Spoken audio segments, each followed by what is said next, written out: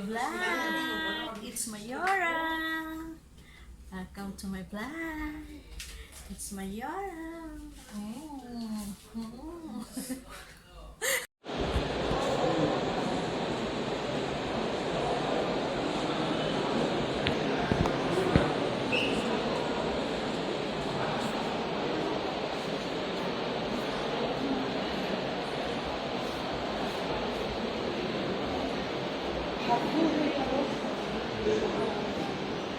Ito kabayo, naputol ng iaulo. Sabi ko, where is the head? The head is missing. Daw sabi ko, may reward ba pag nanap ay yung head nito? Nabanga ko.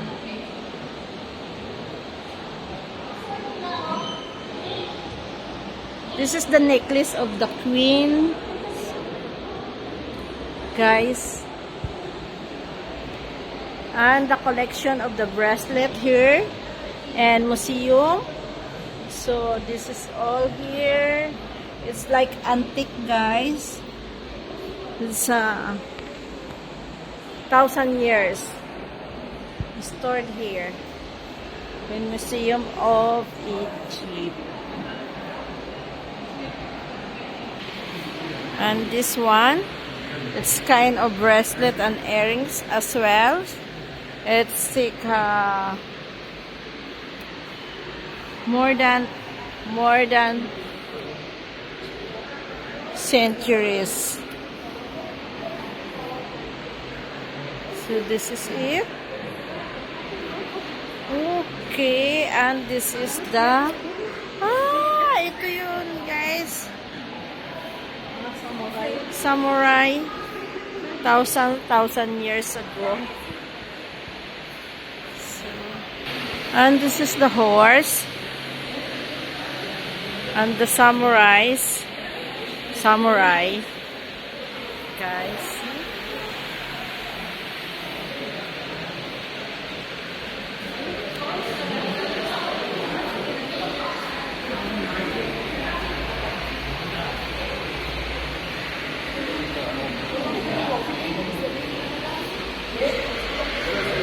So this is, guys, it's wow. 100 times yung spoon, yung sulat, and the wood, everything, guys, you will find here.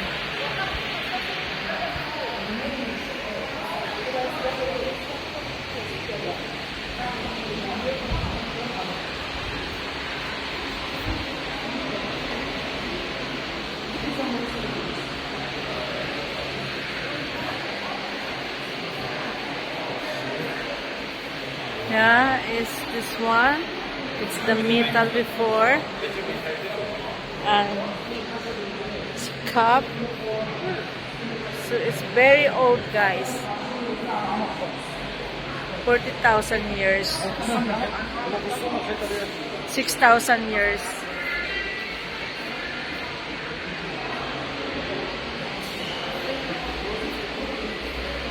So this is the way one of museum. Yeah, and this is, guys, see, it's the table writing there. These figures were called adhabi, which means answers, because the deceased would call them to do any required from him in the afterlife, and they should obey and do the works. Ashabites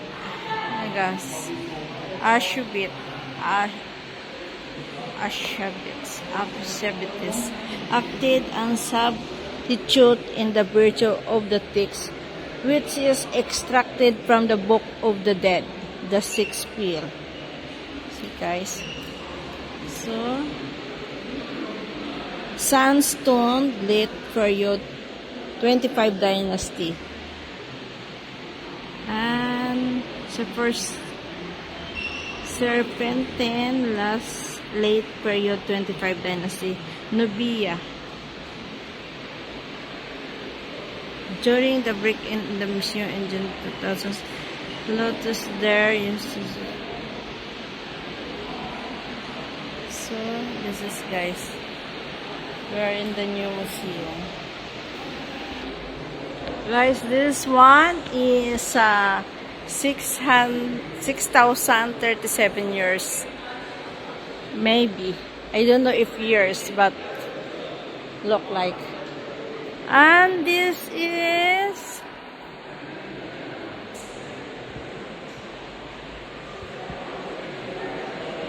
Aphrodite. Is the Greek of goddess of love and beauty. She was born from the form of the sea in a fair shell near the island of Cyprus. The Romans called her Venus. A young naked woman preparing to shower the symbol stand of her hair. Dolphins beneath. She is the Venus, guys.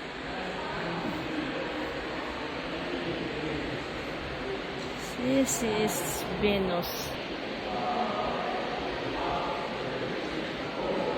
Alabaster head of Alexander. She is Alexander. Okay.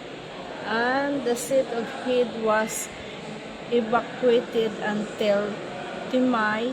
Timai was the 16th nome of Upper Egypt, which held a great importance during the Ptolemaic and Roman period. It was discovered in February 1908. Guys, 1908. Imagine how long it is. 1908. Even our grandfather. And this one is the portrait of Panemere. The head was found by Mariette Atane, 1618. It was a part of statue was found by Fairmontet in 1937. Wow. Grabe guys, 1618 dago sa nakita. Wow. This one guys, in 332 BC, Alexander and the Great defeated the Persian king Darius III and took over the Great Persian Empire. Wow. See? Guys, this is Greco-Roman period. 332 before Christ and 395 after that. Ba yun? This AD. AD and BC. So this is the museum, guys. I don't know why some of the structure here is no head. So maybe you know before. And the head of Gaul, Roman period, 30 BC to 364 AD. In spite of the broken details of his face, this head of Gaul warrior can be appealing of faint, accentuated by the constructed eyebrows.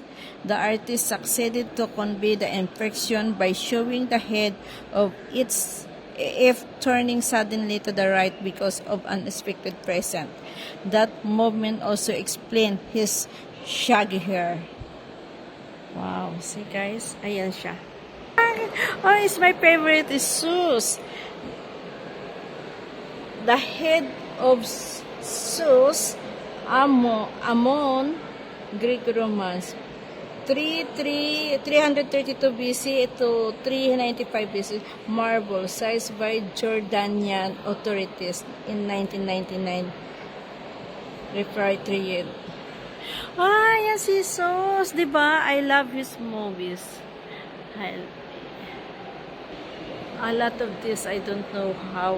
And this one, see, this is the Rome, first Rome left